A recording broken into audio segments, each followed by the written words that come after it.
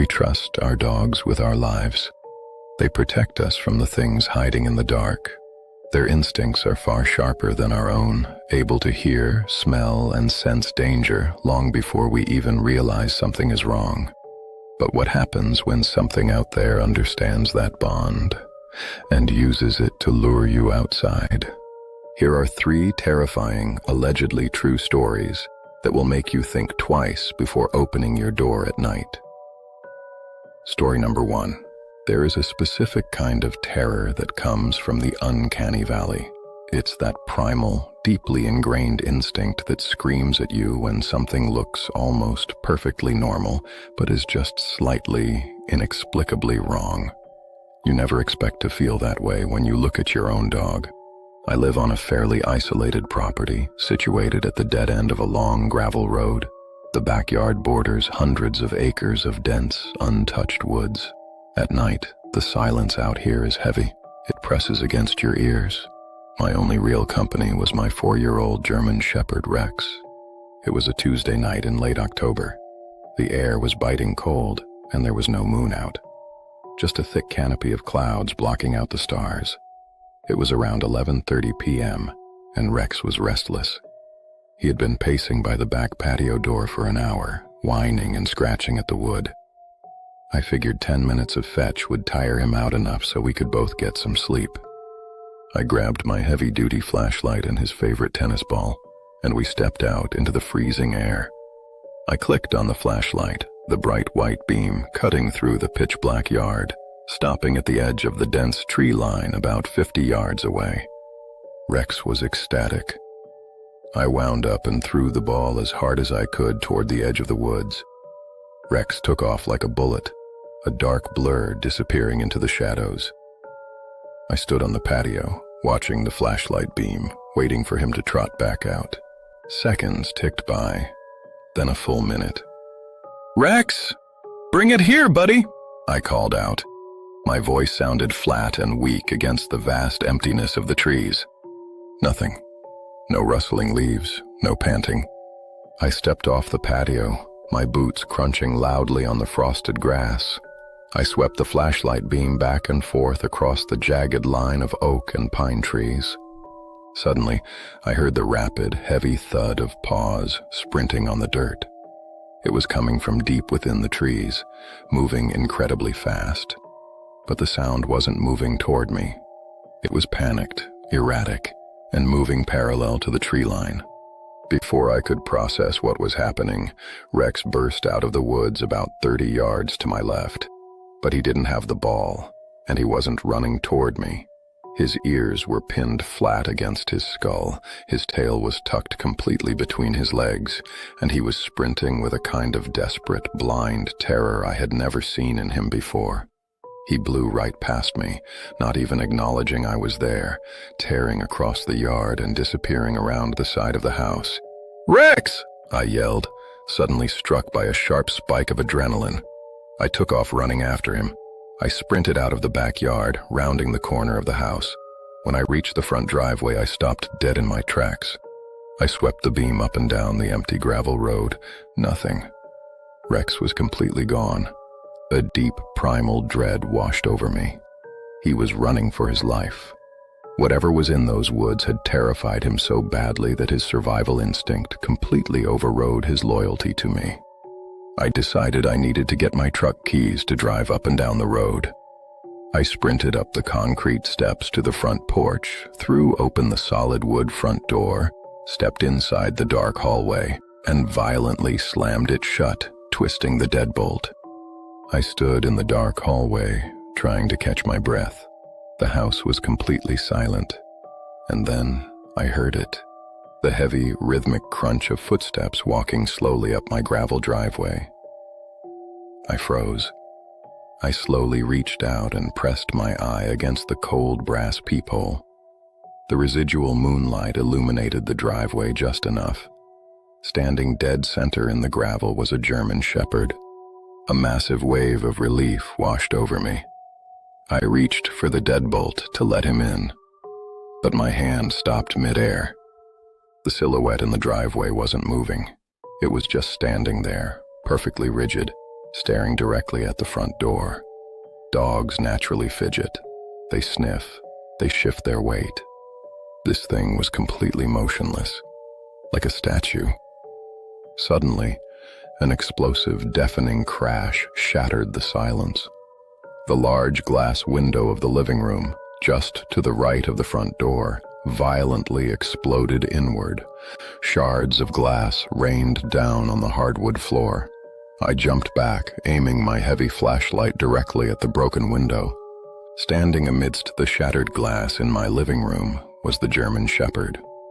It slowly turned its head to look at me in the harsh white beam. It looked exactly like Rex. The same black and tan markings, the same thick leather collar. But my stomach plummeted. While it looked like my dog, the way it moved was entirely, sickeningly wrong. Its limbs were stiff and disjointed, moving in a jerky, mechanical rhythm, and its eyes were pitch black, hollow voids. It didn't bark. Its jaw slowly dropped open. It unhinged, dropping completely slack, revealing rows of teeth that were far too long. From deep within its throat came a wet, clicking, rattling noise, followed by a distorted mimicry of my own voice. "Rex, bring it here," it mimicked. Pure survival instinct took over. I threw the heavy flashlight with all my strength directly at the creature's face. It struck it hard, but the creature didn't even flinch. It just let out a furious, high-pitched shriek that sounded like tearing metal. I lunged backward into the hallway and slammed the heavy oak door that separated the foyer from the rest of the house, locking the slide bolt. I backed away, listening to the heavy, wet scratching sounds coming from the other side. As I stood in my dark kitchen, a horrifying realization hit me. That thing in the living room was a perfect copy, which meant the real Rex was still out there, in the dark, alone. I grabbed a heavy meat cleaver from the kitchen block and a spare flashlight. I slowly unlocked the back kitchen door and sprinted out into the freezing night. I hit the tree line, keeping the beam aimed low at the ground. Every snapped twig sounded like a gunshot. Then, I heard a faint, pathetic whimper coming from a cluster of thick bramble bushes. I aimed the light into the thorny tangle. Curled up in a tiny ball, shivering violently, was Rex. The real Rex. He army-crawled out of the thorns and pressed his heavy body firmly against my leg. I turned around to point my flashlight back toward the house. My blood ran completely cold. Standing near the patio was a tall, impossibly thin, pale figure. It was entirely hairless, crouched on all fours, but its limbs were too long and bent at nauseating angles. It had no eyes, just a slack jaw with needle-like teeth. "Run!" I screamed at Rex. We bolted for the side yard where my truck was parked. The woods behind us erupted into the sound of heavy, rapid footsteps. I ripped the truck door open. Rex scrambled inside, and I threw myself into the driver's seat. I slammed the truck into reverse and floored the gas pedal, peeling out onto the main road. As the high beams illuminated my living room window one last time, I saw the fake Rex standing amidst the shattered glass, watching us leave. I never went back to that house. Rex is safe with me in the city now, but he refuses to go outside after dark. I don't blame him. I know what's out there in the dark, wearing our faces. Story number 2. I used to think the convenience of modern delivery apps was the best thing about living in the suburbs. That was until a late-night delivery nearly cost me and my dog our lives. I live alone with my Rottweiler, Diesel. I work from home, often pulling late shifts, so I rely heavily on delivery services. I had recently enabled a feature on my garage door app that allowed certain delivery drivers to open my garage, drop a package inside, and close it, so my packages wouldn't get stolen off the porch. It was 2 a.m. on a Friday. I was in my home office when my phone buzzed. The notification read, "In-garage delivery completed." I hadn't ordered anything that was scheduled to arrive for another 3 days, but I figured it was just dropped off early.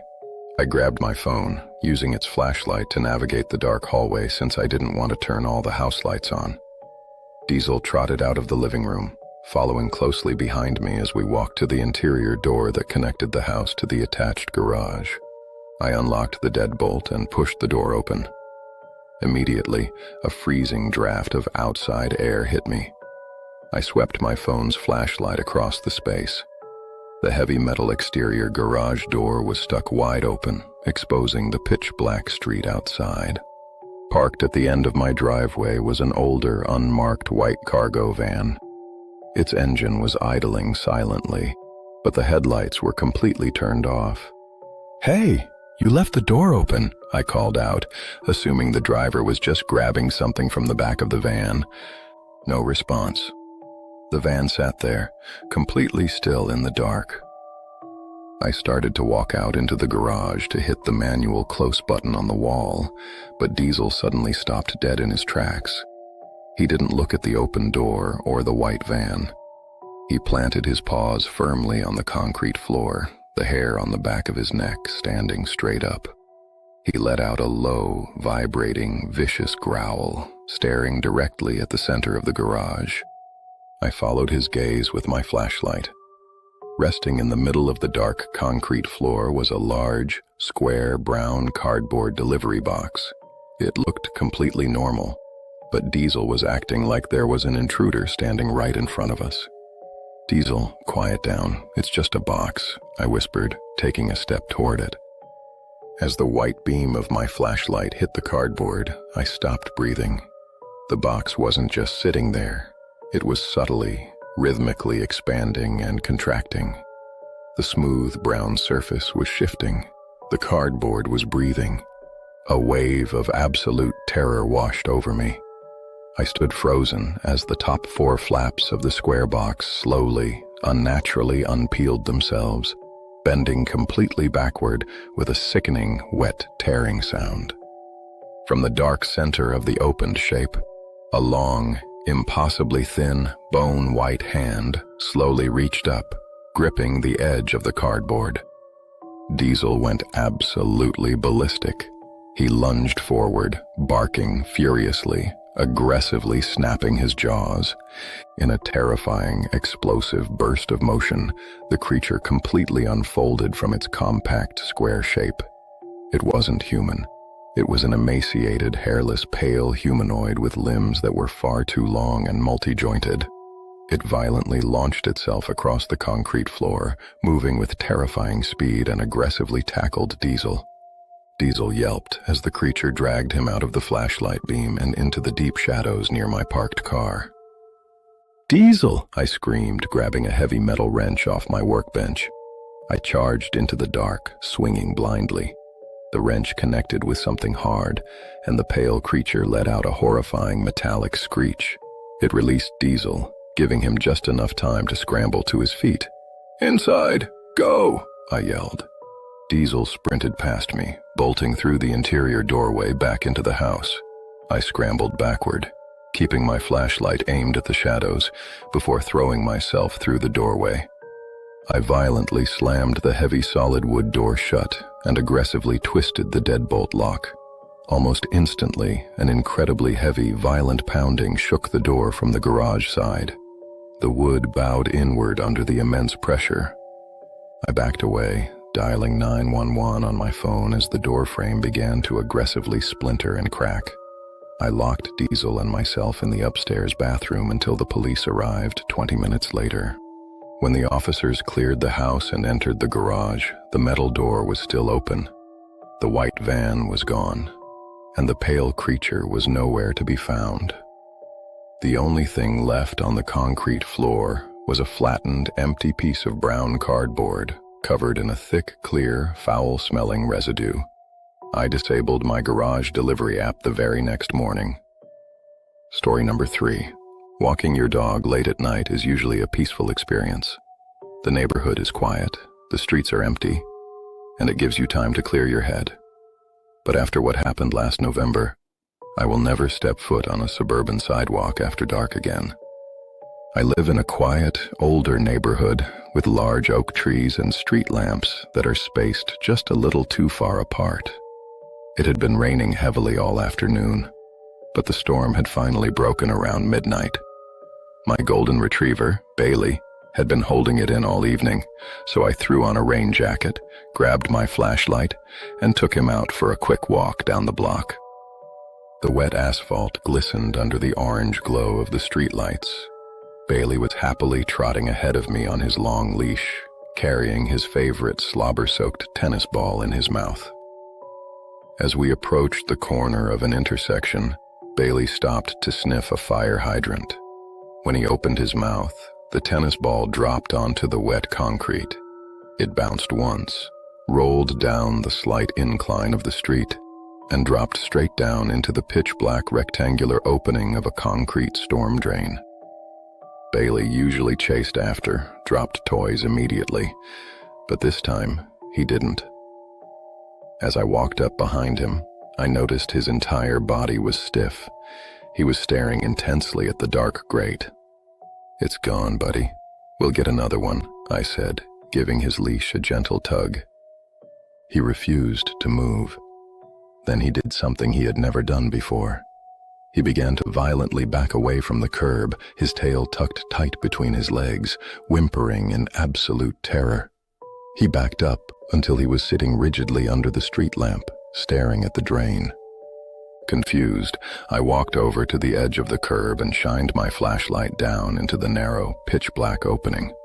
The harsh beam cut through the darkness, illuminating wet concrete and a pile of damp leaves. No tennis ball. But as I peered into the darkness, I heard a sound, echoing from deep inside the tunnel. It was the distinct, metallic jingling of dog tags. I froze. I looked back at Bailey. He was sitting completely still, 20 feet away on the sidewalk. I looked back down into the drain. The jingling sound echoed again, followed by a sad, pathetic whimper that sounded exactly like Bailey when he wanted a treat. It was coming from deep within the shadows of the underground pipe. "Hello?" I called out, feeling incredibly stupid but completely unnerved. Suddenly, the stagnant water deep inside the drain rippled. Into the beam of my flashlight, a hand slowly emerged from the water. It wasn't human. It was pale, bloated, and had far too many joints in the fingers. And resting in its palm was Bailey's neon green tennis ball. Then, a face slowly floated up to the surface of the dark water, stopping just beneath the iron grate. It had no eyes, just smooth, pale skin. Its jaw hung open unnaturally wide. The jaw snapped shut, then opened again, and from its throat came my exact voice. "It's gone, buddy. We'll get another one." The thing in the sewer mimicked perfectly. I didn't scream. I just turned, grabbed Bailey's leash, and sprinted back up the street toward my house. I didn't look back until I had Bailey inside and the deadbolt locked tight. I stood by the window, watching the rain start to fall again, wondering how many of those things were living under our streets, just waiting for a dropped